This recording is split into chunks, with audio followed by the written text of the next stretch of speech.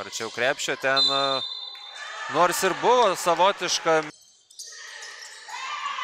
Ir Raulušaitytės Maženytė arčiau krepšio vėl, bet tai kaip gerai Sederevičiūtė, taip kaip atrodo LCC. Ieško variantų, čia išvedama metimų Jurevičiūtė 3+1, kuomet nebuvo Aistės koks blokas. Čia Dijas, koks perdavimas Raulušaitytei. Jos perdavimas arčiau krepšio Maženytė ir čia irgi. Paulauskaitė, nieko nelaukusi, 3 taškai.